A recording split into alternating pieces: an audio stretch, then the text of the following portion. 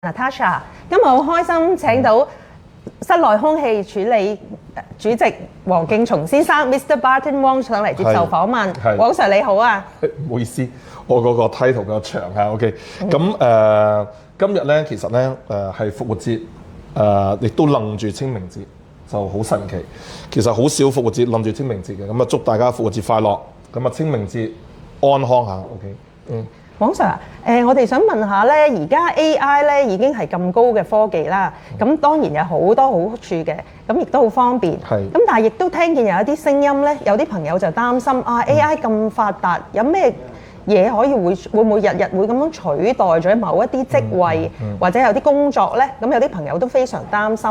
咁我哋應該用啲乜嘢嘅方法去呼吸，或者去作息，去幫助自己去減壓咧？ OK， 其實咧最近咧 AI 係一個好大話題。咁今日我哋咧就唔係講 AI 嚇，咁但係 AI 咧將會係好快速咁樣取代而家現有好多人嘅工作，呢個係事實嚟嘅。咁我亦都見到好多朋友咧喺呢方面已經開始好大擔心啦。尤其是喺大公司裏邊一啲文員或者一啲比較可以用 AI 取代咗嘅職業，都會係一個好恐懼同埋擔心裏邊。咁我咁講啊，首先第一定要擁抱 AI 啦嚇。咁 AI 話題咧就可能大家可以去其他頻道再睇下。咁但係咧呢度咧我就可能會集中講一講。當你處於一個好高壓力嘅情況之下咧，原來咧我哋與生俱嚟嘅呼吸咧係同我哋嘅精神狀態同埋我哋嘅情緒係好有關係。咁我就想講些少同空氣同呼吸有關嘅嘢。首先你知唔知我哋原來一日咧除咗食物、飲水、呼吸呢三樣嘢之外咧，好多人都唔知咧，原來咧食物加水咧嗰個重量咧係冇我哋吸入嘅啲空氣嘅重量咁多嚇。譬如我哋一日咧好一般嘅女仔啦，好似你咁樣，可能一日都食唔到1 kg 嘅食物。咁我大概食2個 kg 度嚇。咁水咧，我哋都可能係飲2 kg 嚇，因為醫生話飲8杯水，你2 kg 大概2公升嘅水，即係2升嘅水。咁依個量咧，其實咧原來加埋咧都係3、4個 kg 喎。咁原來我哋一日咧呼吸嘅空氣咧總重量有去到成15、20個 kg。咁好多人冇諗過，原來每一日我哋係要依靠呼吸嗰個重要性係高過食物同水好多好多。咁原來咧，我哋掌握咗呼吸嘅方法咧，係可以令我哋咧個情緒係得以調節嘅。我舉一個例嚇，譬如咧好多人會話，當你遇到啲咩困難，你就可以深呼吸。咁首先呢個咧有少少誤區嘅，我講多少少。原來咧，當我哋遇到一啲好唔開心嘅嘢咧，或者唔知咩原因，某個時間你突然間情緒好傷心，或者好困擾，其實你就可以靜落嚟，然之後咧，我哋調節呼吸。咁調節呼吸咧，其實我要教大家一個好簡單方法。你有冇留意咧？我哋中文咧講係呼吸，其實係先呼後吸嘅。佢唔係叫吸呼。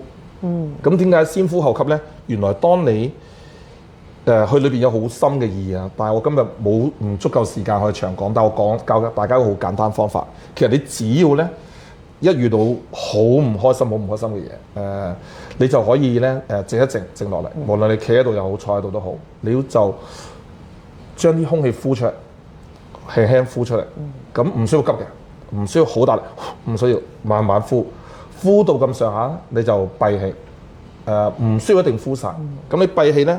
你有咁長閉咁長，咁咧跟住咧再吸翻啖氣。你只要咁樣重複3、4下，其實你會發覺咧，只要你專注咗喺呢個動作裏邊咧，你好快咧嗰種情緒會冇咁大嘅悲傷。咁當然啦，呼吸嘅過程咧，如果你想枕住你可以將你一個好長時間抑鬱扭轉過嚟咧，其實我會建議去一啲譬如行下山。譬如去下海邊，因為原來咧喺即係喺山上邊咧，其實咧會有好多空氣裏邊有好多額外嘅養分，包括咧有啲可能負離子啦，含氧量特別高。咁喺啲地方咧，如果你做一啲好輕微嘅運動，譬如慢慢行下山，其實咧你會吸到一啲好乾淨嘅空氣，同埋含氧量好高嘅空氣。咁喺嗰段時間咧，其實咧你都會容易咧個情緒會放鬆咗。咁所以咧，我覺得兩樣嘢，第一樣嘢咧就係調節呼吸，先呼閉氣，慢慢吸，係啦，就呢個動作咧，其實重複幾次，你就會好容易將自己喺抑鬱嘅情緒抽離出嚟。另外咧就係可以嘅話咧，多啲去一啲山邊行下山，去下海邊咁嘅嘢。咁呢個係好簡單，但係非常之有用嘅方法，大家不妨去試下。係啦，咁各位觀眾，黃 Sir 已經提供咗一啲關於呢個呼吸嘅 tips 啦。咁樣趁住呢個清明節登高嗰陣時候咧，我哋亦都可以呼吸多啲嘅新鮮空氣。咁黃 Sir 另一方面咧，而家壓力都比較大啦。咁如果有啲朋友話要去見工啊，之前嗰晚係失眠啦，或者去做任何嘅工作之前都係會比較緊張嘅，尤其考試啊，學生會有，跟住成年人會有。咁用啲咩方法去減壓啊，或者用啲咩呼吸嘅方式咧，可以令到自己冇咁緊張啊，比較放鬆咁樣咧？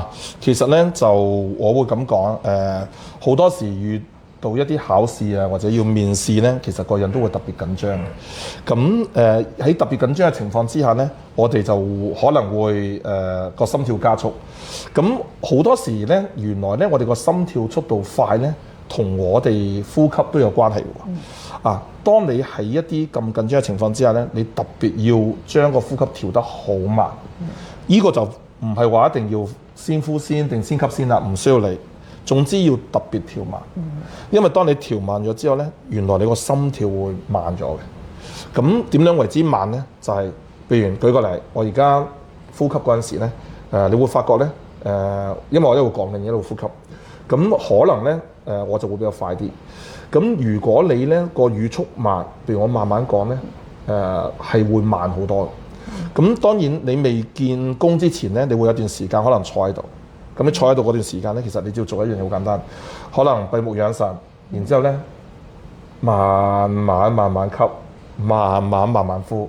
咁如果你有啲智能手錶啊，或者啲智能嘅手帶咧，你會發覺你個心跳咧係會受到影響。其實咧西醫有個叫胸肺科，其實就將或者咁講，佢好多時同嗰個心臟係會冧埋一齊。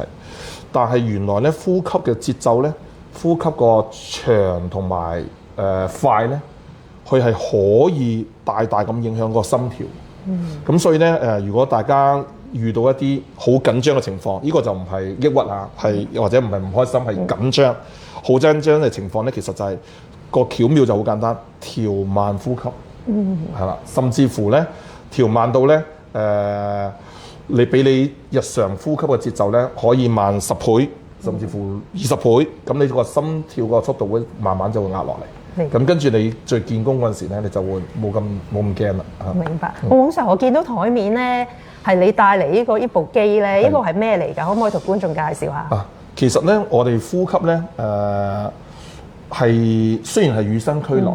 當我哋離開媽媽個身體咧，就剪咗臍帶之後咧，醫生第一件事就要你喊。就要個 BB 喊，因為先知道佢呼吸。如果佢唔喊咧，你唔知佢呼吸緊。所以其實咧，人類咧一嚟到呢個世界咧，呼吸就好似與生俱來，但係呼吸其實係一個好奇妙嘅一個過程嚟嘅。喺呼吸嘅過程咧，我哋會吸入嘅物質咧就有分開固態性同氣態性嘅。咁我哋最驚就吸入高固態性嘅污染物啦，譬如呢個叫懸浮粒子。而家我哋呢個訪問嘅地方咧就非常之好嘅。咁而家咧係每公升咧4000幾嘅啫。咁當然啦，今日出邊嘅空氣唔係咁好啊。咁所以而家呢度4000幾其實係屬於咧比起好多寫字樓都好多嘅。因為咧呢個咧香港最高咧係試過每公升空氣，呢個度緊每公升空氣裏邊咧 PM0.3有幾多粒？有陣時可以去到成100萬粒嘅。咁如果喺呢啲咁高污染嘅情況之下咧，其實咧有機會個人咧呢度係好啊，但係如果喺今日出邊咧就會偏高。咁就可能咧個人會覺得情緒會唔好嘅嚇。所以原來你哋想譬如舉個例，有啲人學瑜伽、打坐或者一啲叫做靜態嘅呼吸方法，或者耍太極或者氣功，其實都需要揀一啲咧好嘅空氣環境去做呢個動作。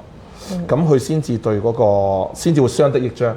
你諗下，你冇理由你練氣功喺個廁所裏邊練氣功㗎。係咪？冇理由走去觀音廟隔離練氣功㗎，觀音廟煙火太離譜啦，係嘛？咁你又冇理由走去一啲坑渠邊練氣功㗎，咁所以咧一定要揾一個好嘅地方去練習呢啲係。即係黃 Sir 嘅意思，即係話咧。即係要相輔相成，即係要喺一啲好嘅環境、好嘅空氣嘅地方做呢啲咁嘅練習，咁先係獲益最多嘅。黃 Sir，咁我又想請教下你，咁樣而家嗰個社會上邊，即係譬如話每一日啦，啲市民咁緊張啦、咁繁忙啦，咁有時都會見到有一啲小摩擦嘅。咁咧有咩方式咧去令到自己即係可以控制到自己嘅情緒？咁唔會話同人哋有啲乜嘢小摩擦嗰陣時候咧會爆發出嚟，又點樣去深呼吸去幫助自己咧？啊，好啦，咁其實咧我就經常性咧喺街度或者係交通工具上面都會見到一啲人，可能爸爸係啦，可能爸爸媽媽鬧個仔女，個仔女百厭，亦都可能咧大家唔小心撞到，就會鬧對方啦。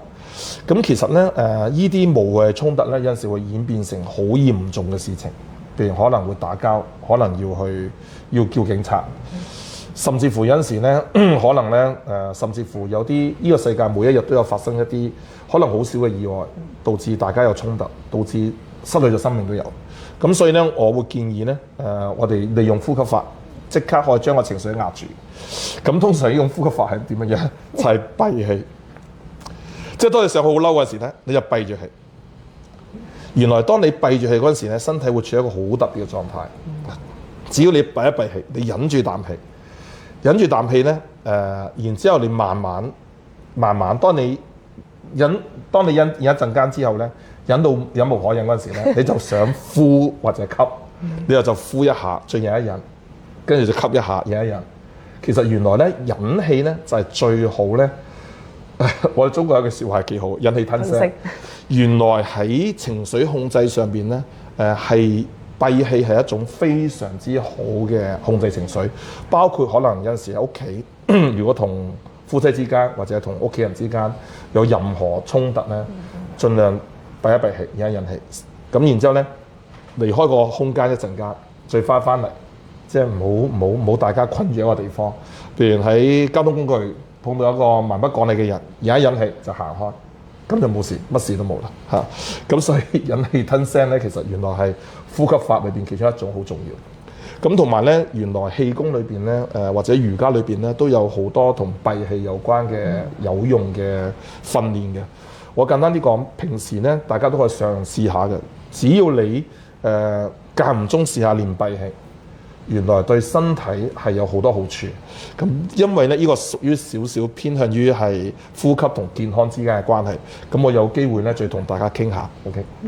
咁黃 Sir想問下咧，咁樣二手煙咧係對於人體嘅危害咧係重過自己吸煙嘅，咁跟住你可唔可以講一講關於點樣嘅方法、呼吸嘅方法可以令到我哋減少吸入呢個二手煙咧？好，咁煙咧係一個好大嘅話題。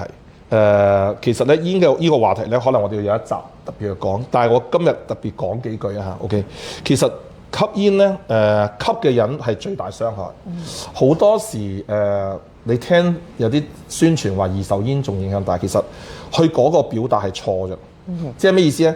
假如一個人佢吸咗啖煙落去，佢再喺個肺度呼翻出嚟。其實嗰啖煙咧係少咗好多污糟嘢，因為好多俾個肺隔咗。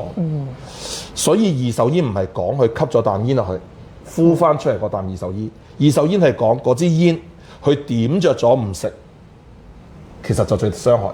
如果一個人喺一個室內空間喺你隔離點住張煙唔食，仲衰。因為點住支煙唔食咧，就去燒出嚟嗰啲所有毒素咧，冇經佢個肺過濾咗，就全部咧就一齊過濾。一次過吸晒落去。所以其實咧，原來咧二手煙應該最正式咁表達咧，就係話有個人點咗支煙，佢唔食，或者食得好慢，反而嗰支煙燃燒緊嘅煙咧，係對你傷害最大。因為係咪個尼古丁係懸浮粒子同尼古丁，佢都冇過濾咗。反而一個人咧，如果你身邊有人食煙咧，你叫佢喳喳林食晒佢，因為每食一啖咧，其實都會經過個煙嘅濾嘴過濾，再經佢個肺去過濾。咁經過尼古丁，嗰啲尼古丁又好，嗰啲污染物經過個濾嘴過濾咗，再經佢個肺過濾咗咧，理論上咧嗰支煙對你傷害最細，就減少啲最係啦。如果你點咗支煙佢唔鬼食咧，擺喺度咧，其實對你傷害最大。明白。咁如果往常喺街度好難避免嘅，係啦，呢個咧我之後最展開講，但係我先頭有冇講過閉氣嘅？其實我就會咁樣樣。當我喺街度咧，如果我見咧風咧，譬如舉個例啊，你係食煙人士，你喺我前邊，明白。咁你喺前面行緊，咁我見啲風咧就喺你嗰邊吹過嚟，即係向我迎面吹過嚟。咁你嗰啲煙一定會吹過嚟我呢邊，我會取一個咩方法？閉氣。我會閉住氣，行快2步就行過咗你，咁我就聞唔到煙味㗎啦。明白。咁如果啲煙係調翻轉，就喺我背脊吹向你咧，我就唔好行咁快，行慢啲。所以要睇嗰個風嘅流動方向，咁你就可以減低二手煙對你嘅影響喺個街嗰度。咁其實煙咧有好多話題，我哋可以最展開講嘅。咁我總括啲咁講，其實先頭講過，如果我哋當好唔開心、好抑壓，我哋可以嘗試將呼晒啲空氣出嚟，慢慢先呼，然之後閉氣，然之後吸，做幾次。咁呢個係好有效去抑壓我哋嘅唔開心嘅情緒，而加上你經常行下山、去下海邊就會有好處。好啦，另外第二樣嘢就話，當你好緊張，另一種情緒好緊張就調慢呼吸，越慢越好。咁當你調慢咗呼吸，你心跳率都會慢咗。咁喺個過程咧，就會令你一陣間面對一個緊張嘅氣氛咧，你就會控制到嚇。咁另外咧，如果你好嬲，就閉氣，忍氣吞聲。忍氣吞聲。當你一閉氣咧，你會發覺咧，你閉一陣間咧，你乜嘢脾氣都冇晒。咁而且你合埋個嘴，就閉緊氣嗰陣時，你會處於一個控制緊、刻意控制緊自己嘅狀態。所以忍氣吞聲閉氣咧，其實最好避免一啲好大嘅現場臨時嘅衝突嘅一個方法嚇。咁記住呢3個方法，咁其實咧好簡單，唔需要太複雜。咁我哋有時間可以再講下吸煙，我哋點樣面對呢個事情，亦都可以再傾下。下一集可以再傾下咧，點樣空氣同健康之間仲有啲咩修練嘅方法，或者有冇一啲其他呼吸方法同健康有直接嘅關係咁樣？咁今日好多謝室內空氣處理嘅主席黃敬松先生上嚟接受訪問。咁祝各位觀眾有一個愉快嘅週末，拜拜。拜拜。